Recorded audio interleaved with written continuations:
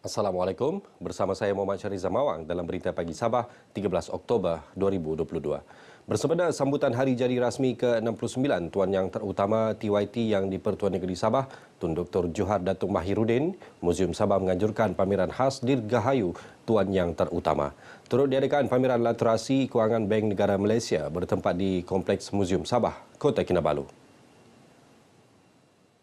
Menteri Pelancongan Kebudayaan dan Alam Sekitar Datuk Jafri Arifin berkata pameran ini merangkumi aktiviti sosial dan kemasyarakatan TYT serta pameran hasil karya Tun Johar terdiri daripada koleksi lanskap dan alam semula jadi serta lukisan dianimasikan dengan kesan khas audio dan visual. Demikian ucapan Datuk Jafri yang dibacakan Setiausaha Tetap Kementerian Pelancongan, Kebudayaan dan Alam Sekitar Sabah Datuk Muhammad Yusri Abdullah. Terdahulu, Tun Johar menyempurnakan paluan gong sebanyak 7 kali sebagai simbolik perasmian pameran khas Dirgahayu Tuan Yang Terutama dan pameran literasi kewangan Bank Negara. Turut berlangsung penyerahan cenderahati daripada Timbalan Gabenor Bank Negara, Datuk Marzuni Syam Omar berupa duit shilling peringatan bersempena ulang tahun Kilang Wang Bank Negara Malaysia ke-50 kepada Tun Johar. Pameran berlangsung sehingga 12 April depan bermula 9 pagi hingga 5 petang. Hampir RM500,000 diperuntukkan Kerajaan Persekutuan bagi membina bangunan sementara Klinik Kesihatan Mansiat Tulit yang terbakar Jun lalu. Pembantu Menteri Pembangunan Wanita, Keluarga dan Masyarakat yang juga Wakil Rakyat Tulit, Datuk Flovia Eng berkata kerja pembinaan akan dimulakan awal tahun depan.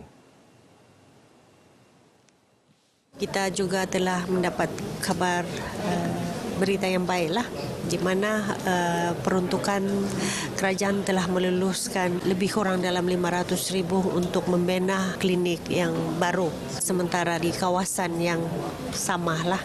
Kita juga akan cuba memohon tambahan daripada negeri. Keprihatinan kerajaan menyalurkan peruntukan berkenaan sangat dihargai demi kemudahan penduduk setempat. Beliau berkata demikian kepada pemberita RTM selepas merasmikan Majlis Anugerah Perkhidmatan Cemerlang, APC dan Majlis Sekalung Budi Pesara 2021 Pejabat Kesihatan Kawasan Keningau di Keningau. Seramai 73 anggota kesihatan menerima APC, manakala 14 pesara diberi penghargaan dalam majlis ini. Kecemerlangan Universiti Malaysia Sabah UMS diteruskan dengan kepimpinan baharu ke arah mencapai matlamat menjadi universiti berdaya saing. Ia menerusi pelantikan Profesor Datuk Dr. Kasim Mansur sebagai Naib Chancellor UMS ke-7 yang mengambil alih daripada Profesor Datuk Dr. Taufik Yap Yun Hin. Pengerusi Lembaga Pengarah UMS Datuk Seri Panglima Abdul Rahman Dahlan yakin Prof. Datuk Dr. Kasim yang merupakan tokoh akademik dan pakar ekonomi dapat menggunakan pengalamannya menerajui UMS menjadi universiti pilihan dalam akademik, penyelidikan, inovasi dan sumber manusia. Demikian ucapannya sempena Majlis Serah Tugas Naib Chancellor UMS di UMS Kota Kinabalu. Teks ucapan Datuk Abdul Rahman dibacakan Ahli Lembaga Pengarah UMS, Datin Nurlaila Said. Sementara itu, Prof. Datuk Dr. Kasim menzahirkan harapan mempertingkat pencapaian UMS di peringkat antarabangsa dan nasional selain merancang mendapatkan lebih banyak geran penyelidikan.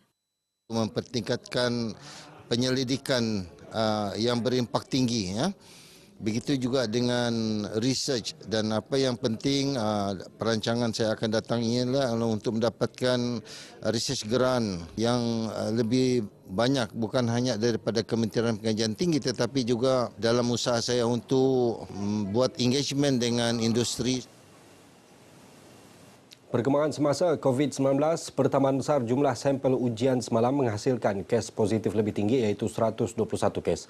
Walaupun kadar positiviti adalah rendah 5.85%. Menurut kenyataan harian Menteri Kerajaan Tempatan dan Perumahan Datuk Seri Panglima Masidi Manjun, bilangan daerah mencatat kes baharu 2 angka bertambah kepada 4 iaitu Kota Kinabalu, Sandakan, Tawau dan Tuaran. 7 daerah tidak merekodkan sebarang jangkitan baharu iaitu Beaufort, Beluran, Kalabakan, Kunak, Nabawan, Semporna dan Telupit. Sebanyak 119 daripada 121 kes baharu adalah dalam kategori 1 dan kategori 2 serta 2 kes dalam kategori 3. Warga pendidik termasuk anggota kumpulan pelaksana digesa terus memberikan perkhidmatan terbaik. Pengarah Pendidikan Negeri Datuk Tahnia Jamal berkata, sebagai ejen perubahan berkesan adalah menjadi tanggungjawab warganya mempamer budaya kerja cemerlang dan berprestasi tinggi bagi memberi manfaat kepada kelompok sasar dan negara. Oleh kerana itu, kita yakin sekiranya guru-guru dapat memberikan perkhidmatan yang terbaik untuk anak-anak didik ini, kita yakin masa depan negara kita itu pun dapat dijamin dari segi kemajuannya setaraf dengan dunia luar. Di mana pun kita bawa anak-anak ini, mereka boleh berdikari, boleh menyumbangkan bakti sebagai warga negara yang kita perlukan. Beliau ditemui media selepas merasmikan Anugerah Perkhidmatan Cemerlang APC Pejabat Pendidikan Daerah Sandakan di Sandakan. Seramai 298 guru termasuk anggota kumpulan pelaksana menerima APC dan 51 pesara diberi penghargaan dalam majlis ini.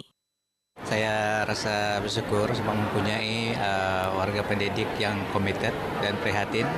Jadi atas keprihatinan mereka dan komited mereka dengan kerja yang menunjukkan kerja cemerlang itulah hari ini kita adakan satu majlis untuk mereka bagi meraih kecemerlangan mereka itu dengan memberi anugerah APC.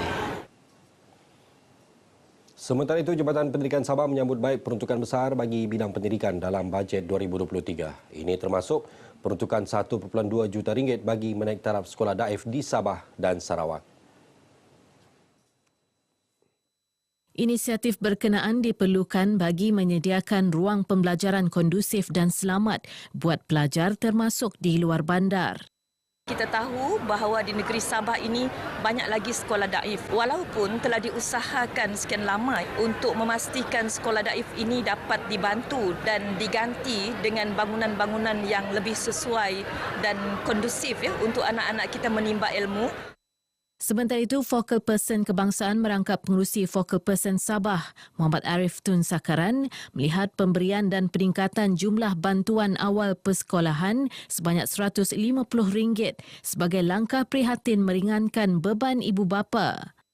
Kalau kita lihat keadaan-keadaan ekonomi negara pun kita begitu terkesan selepas pandemik kita lalui. Jadi alhamdulillah dengan adanya bantuan tersebut dapatlah meringankan beban-beban yang mana mempunyai anak ramai. Beliau turut menyambut baik peningkatan kadar rancangan makanan tambahan RMT di Sabah dan Sarawak daripada RM3 kepada RM4. Ini akan membolehkan penambahbaikan menu makanan serta nutrisi diperlukan pelajar. Dalam pada itu, pemberian beberapa insentif di bawah Pertubuhan Keselamatan Sosial Perkeso dalam bajet 2023 membuktikan keprihatinan kerajaan memastikan kebajikan belia, khususnya pencari kerja, tidak dilupakan.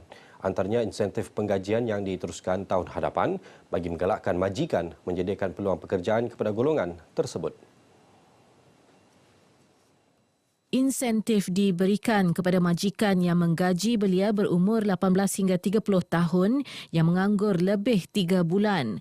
Selain itu, insentif penggajian antara RM600 hingga RM750 sebulan dibayar dalam tempoh 3 bulan turut diberikan kepada majikan bagi menggalakkan penyediaan peluang pekerjaan kepada golongan OKU, bekas banduan dan wanita yang kembali bekerja. Kita harap dengan pelanjutan bajet ini pada tahun hadapan akan meningkatkan lagi banyak pencari kerja yang mendapatkan pekerjaan dan terus membantu mereka untuk mendapatkan pendapatan kemudianlah. Terdapat banyak inisiatif sebagai contohnya peningkatan peluang pekerjaan melalui program seperti MyStep yang saya rasa sangat membantu golongan muda yang baru saja habis belajar yang mempunyai banyak kemahiran, yang mempunyai semangat yang tinggi untuk menyumbang kepada produktiviti negara. Dia membuka banyak peluang kepada yang sedang mencari kerja, terutamanya yang sudah lama menganggur dan juga yang mungkin ingin mencari pekerjaan baru, new environment. Sangat baik dan membantulah untuk pelajar lepasan SPM ataupun yang baru habis degree atau diploma untuk mencari pekerjaan. Pengamal media di negeri ini terus dihargai sebagai penyalur maklumat sahih kepada masyarakat. Di Kota Kinabalu, Bank Islam Malaysia Berhad BIMB menganjurkan pertandingan bowling melibatkan pengamal media di Sabah.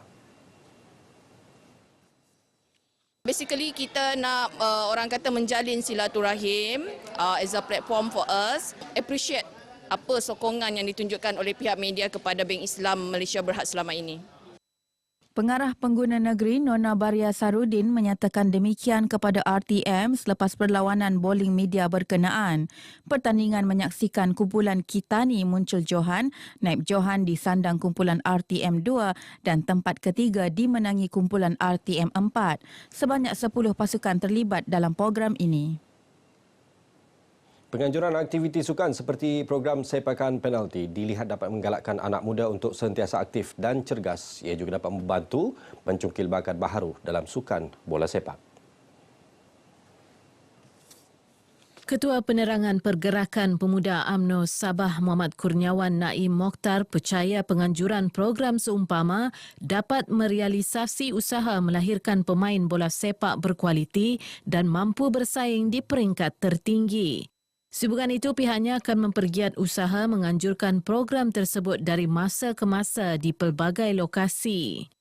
Program saya rasa julung-julung kalinya diadakan di Sabah ini, iaitu program sepakan penalti yang disertai beratus kumpulan daripada seluruh Sabah. Ini adalah untuk menyemai semangat kesukanan di kalangan bukan sahaja belia, malahan siapa-siapa sahaja peminat bola sepak tanah air. Beliau berkata demikian selepas merasmikan kejohanan sepakan penalti di Kompleks Sukan Tawau. Sementara itu, pemimpin pembangunan masyarakat kawasan Sebatik, Hadi Syam Nureddin memaklumkan kira-kira 100 pasukan belia dari dalam dan luar daerah Tawau menyertai kejohanan ini. Sekian berita pagi Sabah. Dapatkan perkembangan semasa dalam dan luar negara melalui pelbagai platform RTM. Salam hormat dan salam keluarga Malaysia. Sabah Maju Jaya, Gabungan Rakyat.